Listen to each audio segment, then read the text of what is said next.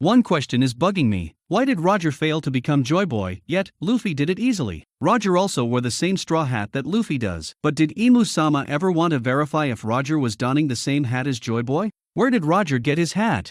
When Roger tried to recruit Silver's Rayleigh, he asked him if he wanted to turn the world upside down. Roger was a teenager back then. Well, from the silhouette, it looked like he was in his teens.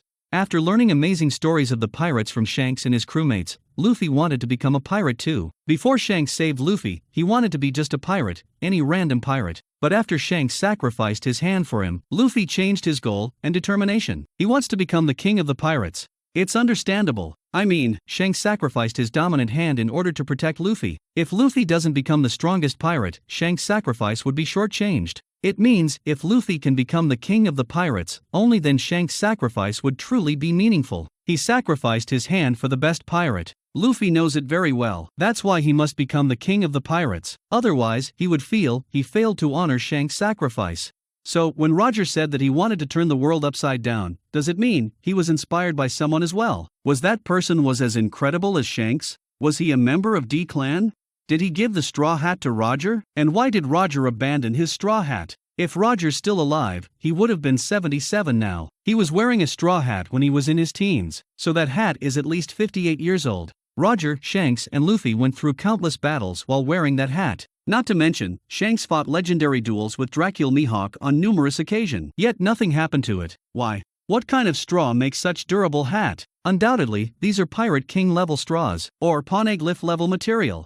I wonder if it is some kind of mystic hockey imbued in it, and that's why it's so durable. Now, if this straw hat is so mysterious, why did Roger give it to Shanks? Why Shanks? Why not Buggy?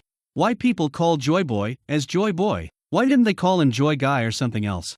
I think one of the criteria to become Joy Boy is to reach certain level of strength, both physically and mentally, within 19 years. Perhaps Roger didn't manage to do it, so he gave his hat to Shanks when he was still a teenager. Now the question is, why didn't Roger give it to Buggy? Well, maybe Shanks asked for it first, but the more obvious reason, Buggy is too weak to uphold its prestige.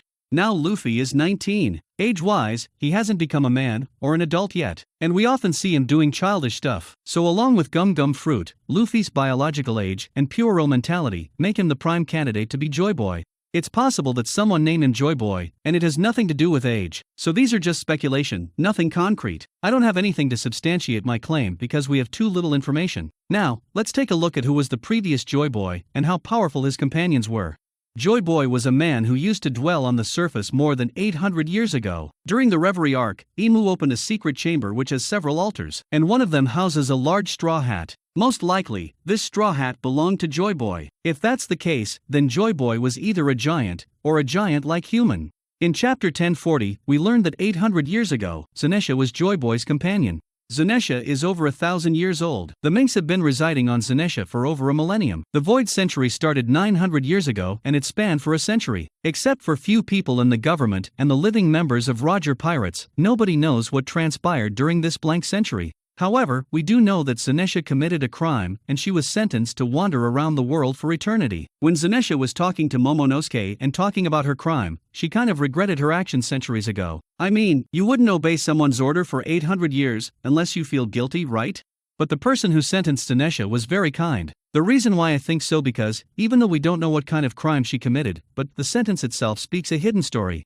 From one angle, it seems like she was given a cruel sentence, but from another angle, it looks like she was given a second chance to redeem herself. Joy Boy might be the one who sentenced Zanesha. He might have figured out that he and his allies wouldn't be able to win the war against 20 allied nations, so he entrusted his responsibility, unfulfilled promise and dreams, to future generation. He knew that the person from the future would need Zanesha's help, and that's why he ordered Zanesha to wander around the world so that she can meet the chosen one, the next Joy Boy. If that's not the case, Joy Boy might have sentenced Zanesha to die, not wander around randomly, right? Apart from Zanesha, I think Joy Boy had another companion, but unfortunately, it died during the war in the Void Century. I think it's a bird. Yes, I'm talking about the egg on Oro Jackson, Goldie Roger's ship. During the time skip, Luffy trained on Ruskaina Island, and he fought against the animals there to get stronger and hone his ability. After the time skip, in Gear 3rd form, Luffy named his attacks after two distinct animals. The first animal is Elephant. He used Elephant Gun, Elephant Gatling, and Thor Elephant Gun. Against Kaido, he introduced a new Gear 3rd attack, and it is named after Rock. He used red rock, rock gun, and rock gatling. Rock is a legendary bird of prey. It is said that it can carry off elephants and large beasts for food. We learned about rock from Arabian and Persian mythology. I think the egg Oro Jackson was carrying is a rock's egg. During Roger's time, it was yet to hatch, but over 26 years have passed since Roger disbanded his crew, so that egg might have hatched and become a gigantic rock. Luffy might meet it in Elbaf Arc. It would be amazing if that rock can give Luffy or his allies a ride. It means Luffy and his allies can hop on Rock's back and raid Mary Joa. They can fly under the radar and the government wouldn't even notice until Luffy and his allies initiate an attack on Mary Joa. I wonder if Rock's DZ-Back or Rock's pirates had anything to do with the giant rock. Now let's talk about another overpowered companion of Joy Boy. I'm not sure if she was Joy Boy's companion, but she did have close relationship with him. During the Void Century, Joy Boy made a promise to previous holder of Poseidon's power, the Mermaid Princess. She could control the Sea Kings and order them anything. We saw Imu holds a grudge against Mermaid Princess Shirahoshi. Maybe the previous ancient weapon left an indelible scar on Imu-sama, and that's why she hates Mermaid Princess Shirahoshi. The first time we learned about Joy Boy was from the information poneglyph of Fishman Island. In fact, it was the same for Roger Pirates. Out of all the poneglyphs Nico Robin read, it was totally different. Robin mentioned that Joy Boy apologized to the Mermaid Princess of that time for failing to honor or fulfill his promise to her.